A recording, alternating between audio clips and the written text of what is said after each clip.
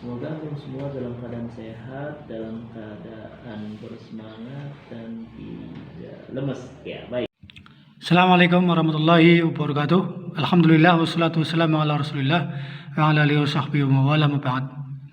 Para siswa kelas 11 MADI dan 11 MAB, pada kesempatan kali ini kita akan melanjutkan pelajaran adab akhlak dengan buku Muqarrar Kitabul Ilmi ya. Dan sekarang kita akan membahas masalah ke-81, masalah 81. Akan tetapi sebelum kita bahas masalah ke-81, ini ada sedikit tambahan untuk masalah ke-80 dengan judul ya, tentang fenomena ya, yang telah dijelaskan. Ada 4 fenomena yang telah dijelaskan tadi ya. Ini ada tambahan sedikit ya, berkaitan dengan masalah fatwa. Yaitu fayajibu 'alal insani ay yakuna mustasy'iran hinal fatwa syai'aini. Seseorang ketika dia berfatwa, dia wajib merasakan 2 hal. Dia wajib merasakan dalam hatinya, atau dia wajib menanamkan dalam hatinya ya, perasaan ya. Dia harus wajib merasakan 2 hal.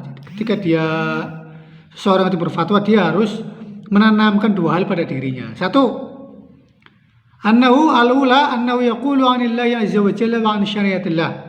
Bahwasanya dia itu berkata atau menyampaikan dari Allah Subhanahu wa taala ya, dan dia juga menyampaikan syariat Allah Subhanahu wa taala.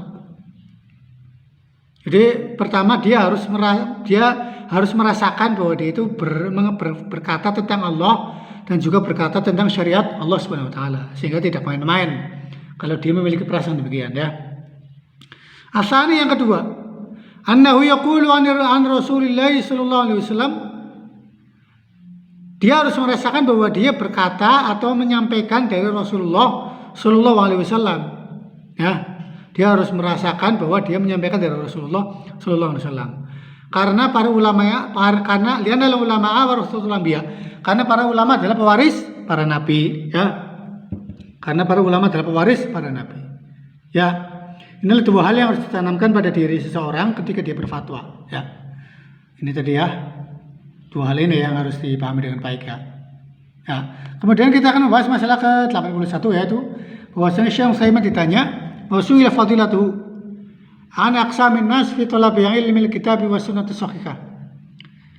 Tentang macam-macam manusia dalam menuntut ilmu syar'i.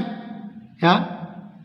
Tentang macam-macam manusia dalam menuntut ilmu syar'i, yaitu ilmu yang berkaitan dengan Al-Qur'an dan sunnah Nabi yang sahih. Ya. So, saya ditanya tentang hal ini, tentang macam-macam manusia dalam menuntut ilmu syar'i. Fajaba fadilatu, maka beliau menjawab, in qasaman nasu fi talabi ilmi al-kitab wa sunnah ila 4 aqsam. Manusia dalam hal ilmu syar'i itu terbagi menjadi 4 macam. Ya. Jadi manusia dalam hal menuntut ilmu syar'i terbagi menjadi 4 macam. Al-qismul awal ya, jenis pertama atau macam pertama, man tajidu muridun anil kitab wa sunnah. Itu golongan pertama adalah golongan yang berpaling dari Al-Quran dan Sunnah. Golongan pertama adalah golongan yang berpaling dari Al-Quran dan Sunnah, mukibban 'alal kutubul fiqhiyah al-madhabiyah, dan hanya mengacu pada kitab-kitab fikih mazhab, hanya suka pada kitab fikih mazhab. Ya, ya'malu bima fihi mutlaqan, dia mengamalkan apa yang ada di dalamnya secara mutlak. Ya. Wala yarji'u illa ila ma qala fulan wa fulan min ashabil kutubil madhabiyah. Dan dia hanya merujuk kepada perkataan fulan bin fulan ya, itu ulama-ulama mazhab. Jadi golongan pertama ini golongan yang berpaling dari Al-Qur'an dan Sunnah dan sangat fanatik terhadap mazhab. Jadi agamanya itu mazhab ya. Itu seperti itu. Ini golongan pertama. Golongan kedua al-qismu tsani man akabba ala ulumil Qur'an. Golongan yang hanya fokus pada ilmu-ilmu Al-Qur'an. Misalnya ilmu tajwid, seperti ilmu tajwid ya, atau mayat tasrif bima'nahu, atau hal yang berkaitan dengannya. Jadi golongan kedua adalah golongan hanya fokus pada ilmu Al-Quran. Wa ma binisbah li sunnah wa ilmu hadis fa huwa qalilul bid'ah. Adapun berkaitan dengan sunnah dan ilmu hadis, dia itu ilmunya sangat sedikit. Ya. Adapun berkaitan dengan sunnah dan ilmu hadis, dia ilmunya sangat sedikit. Ya. Jadi berkaitan dengan sunnah dan ilmu hadis, dia ilmunya sangat sedikit. Ya. Ini golongan kedua. Golongan ketiga, man tajidu al-qismu tsalits man tajidu muqiban ala ilmi hadis wa ilmi tahqiq al-sanad. Golongan yang fokus pada ilmu hadis. Golongan ketiga itu lawat dari golongan yang kedua, bisa dikatakan golongan yang ketiga ya, berarti golongan yang hanya fokus pada ilmu hadis. Ya. Dengan berbagai cabang ilmunya. Walakinna fi ulumil Quran dhaif, akan tetapi dalam ilmu Al-Quran dia lemah. Jadi golongan ketiga ini golongan yang hanya fokus pada ilmu hadis, tapi dalam ilmu Al-Quran dia lemah. Ya. Itu golongan yang ketiga ya. Begitu pula jika dia ditanya tentang ilmu tajwid dan ilmu akidah. Wa kadzalika fi ilmi tajwid wal akidah law su'ila lam ya'rif. Begitu pula dalam ilmu tajwid dan akidah, jika dia ditanya dia tidak tahu. Ini golongan yang ketiga, golongan hanya fokus pada ilmu hadis. Golongan keempat, al-qismur rabi' man kana harisan 'alal jam'i bainal kitabi was sunnatus shahihah. Yaitu golongan yang menggabungkan antara Al-Quran dan hadis Nabi, golongan yang fokus mempelajari Al-Quran dan sunnah Nabi. Jadi mempelajari Al-Quran dia dengan berbagai cabang ilmunya, dan juga mempelajari ilmu-ilmu hadis, mempelajari sunnah nabawiyah yang sahih. Ya. Ini golongan yang keempat. Wa ma kana ahli salaful ummah mimma yata'allaqu bil ilmi kitab wa sunnah. Dan juga dia mempelajari paham-paham salafus saleh. Ya, ajaran-ajaran salafus saleh yang berkaitan dengan Al-Quran dan sunnah. Ya. Wa ma dzalika laisa muridun amma qala walul ilmi fi kutubihim. Meski demikian, dia tidak berpaling dari perkataan ulama. Ya. Meskipun demikian, dia tidak berpaling dari perkataan ulama yang disampaikan dalam kitab-kitab mereka. Bal huwa yuqimu lahu waznan. Tapi dia itu mendudukan sesuai porsinya. Dia mendudukan sesuatu sesuai porsinya. Jadi golongan yang keempat ini adalah golongan yang moderat, golongan yang baik ya, golongan paling baik itu ya. Di samping dia belajar Al-Quran dan Sunnah Sahih sesuai pemahaman salafus saleh, tapi dia tetap tidak meremehkan pendapat ulama yang telah menulis kitab di kitab-kitab mereka ya. Ini golongan yang keempat ya. Golongan keempat ini ya. Ini golongan keempat. Wa hadza huwa khairul aqsam ya. Golongan keempat ini ya, wa hadza huwa khairul aqsam. Golongan keempat ini adalah golongan yang paling baik. Jadi dari empat golongan ini adalah golongan yang paling baik ya. Itulah macam-macam manusia dalam menuntut ilmu ya. Macam-macam manusia dalam menuntut ilmu itu ada 4 golongan ini ya. Ya, itu seperti itu ya.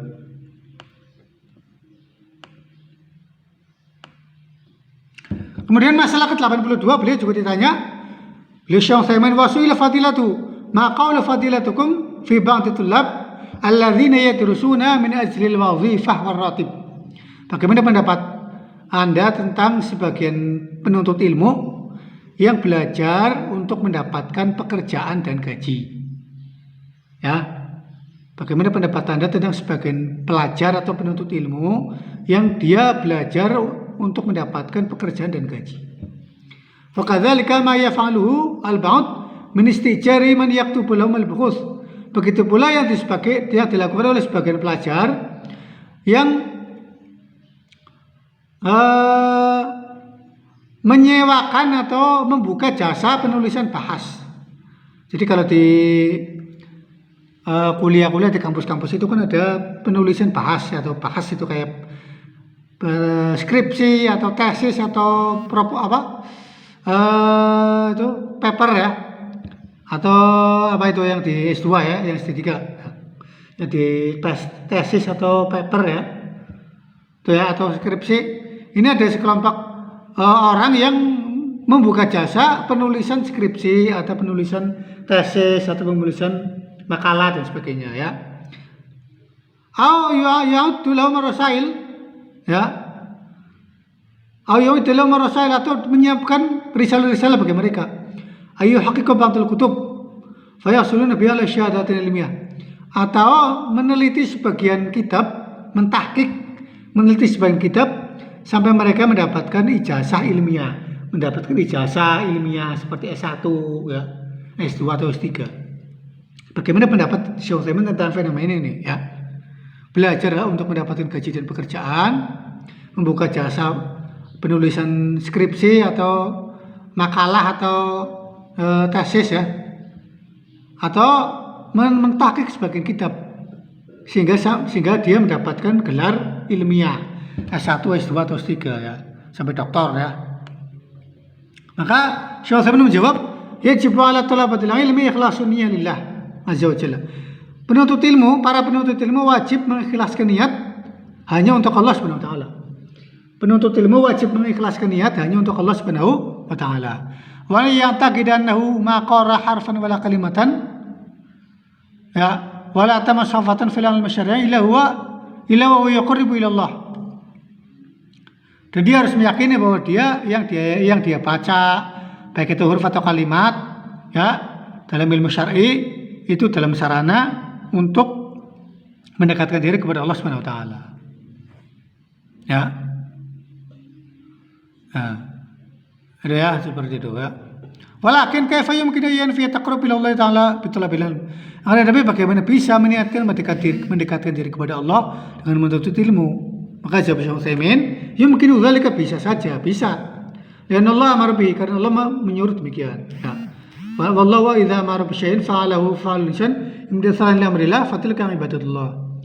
Apabila Allah menyuruh sesuatu lalu seorang melakukannya, maka karena untuk menjalankan perintah Allah, maka itulah ibadah kepada Allah ya. Itu seperti itu. Di antara bentuk ikhlas dalam menuntut ilmu adalah ayyan fi rafal jahl an nafsi wa an ghairi. Wa min ikhlasin niyyah fi talabil ilmi ayyan fi rafal jahli an nafsi wa an ghairi. Di antara bentuk ikhlas dalam menuntut ilmu adalah berniat menghilangkan kebodohan dari diri sendiri dan orang lain ya. Itu seperti itu ya. Itu seperti itu ya. Jadi intinya kita harus ikhlas dalam menuntut ilmu ya, seperti itu ya. Dalam menuntut ilmu. Ya. Amma ma alaihi al-khalaf al-yawm fa yakhtalifu katsirun min dzalik. Adapun generasi sekarang itu dia banyak menyelisih dalam hal ini ya. Fatajidul a'dad al-kabira min tulab fil jami'atul ma'ahid minhum man niyatuhu la tanfa'u fi dunya al-akhirah. Banyak para pelajar di universitas, di kampus-kampus dan lembaga-lembaga ilmiah, lembaga-lembaga pendidikan, itu banyak dari mereka yang niatnya itu tidak bermanfaat bagi mereka di dunia dan akhirat. Bal tadurru, justru membahayakan bagi mereka. Fa huwa yanwi ayyasila ila syahadah. Dia menuntut ilmu hanya untuk bisa mendapatkan ijazah. Menuntut ilmu hanya untuk mendapatkan ijazah supaya mendapatkan gelar ya. Gelar S1, S2 atau S3 ya. Likayatu Rasul biya dunia fakot, agar dia bisa mendapatkan dunia, bisa mendapatkan pekerjaan yang baik, yang layak, yang gajinya besar dan sebagainya. Dan Rasulullah telah memperingatkan akan hal ini ya. Rasulullah bersabda, "Man ta'allama ilman mimma yubtagha bihi wajhullah azza wa jalla." Barang siapa mempelajari suatu ilmu yang ilmu tersebut itu seharusnya itu hanya untuk Allah Subhanahu wa taala. Hanya diniatkan untuk Allah Subhanahu wa taala saja. La yata'allamu illa liyusiba bihi aradun minad dunya. Tapi dia mempelajarinya untuk mendapatkan harta dunia. Tapi dia tidak mempelajarinya kecuali untuk mendapatkan harta dunia. Lam yajid arfal jannah yaumil qiyamah. Maka dia tidak akan menemukan atau mencium aroma surga pada hari kiamat. Jadi ini ancamannya sangat besar. Kalau orang dia menuntut ilmu untuk tujuan duniawi ya, apalagi ilmu syar'i ini ya, ini berbahaya sekali ya. Jadi seperti itu ya. Jadi intinya fenomena ini tidak baik ya. Fenomena ini tidak baik. Wa hadza khatarun azim. Ini adalah bahaya yang sangat besar ya. Karena ilmu syar'i dijadikan sebagai sarana untuk harta dunia, untuk mendapatkan harta dunia. Ya, ini adalah sesuatu yang sangat berbahaya.